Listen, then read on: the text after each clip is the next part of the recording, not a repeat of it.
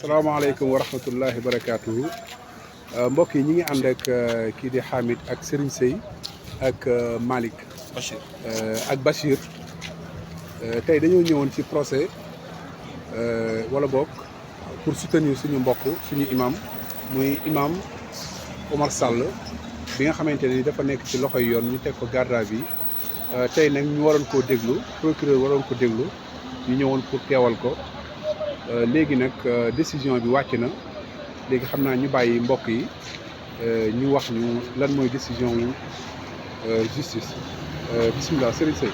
waaw asalaamaaleykum wa rahmatullahi wa barakaatu. waaw mbokk yi seen bi ñu ngi leen di nuyu di leen siyaar baax.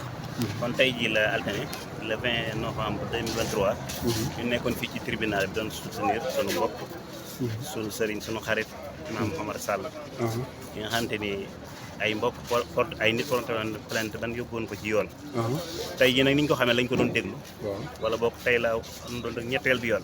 ndax xam ngeen mbokk yi am na ñaari wala boog ñaari retour de parquet. retour de parquet man nag bu la dégloo si bëre bu yow dalay delloo central. tey jii lañ ko waroon a déglu. bi ñu ko dégloo ba pare nag dañ ko yóbbu Franklin Deli incha allah kon ñu ngi ko war a atte le 1er décembre bi ni ñëw.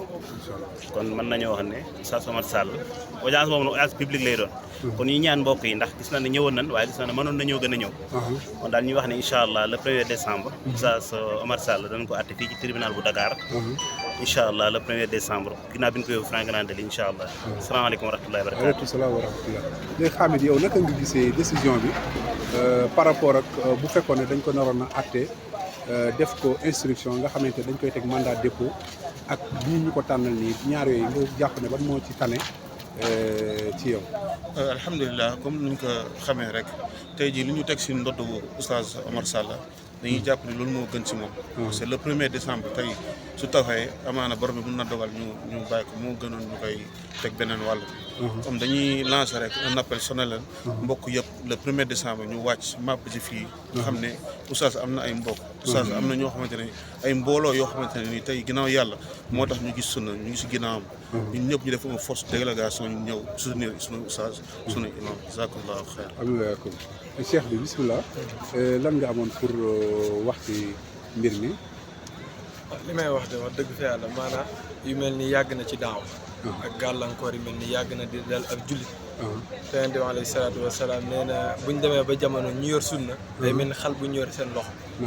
waaye nag Yonent bi dana ajaban li amril mu'min inna amrahu kullahu lahu xayr. nee na yéem na ko mbirub jullit bi lépp yiw la jàmm la.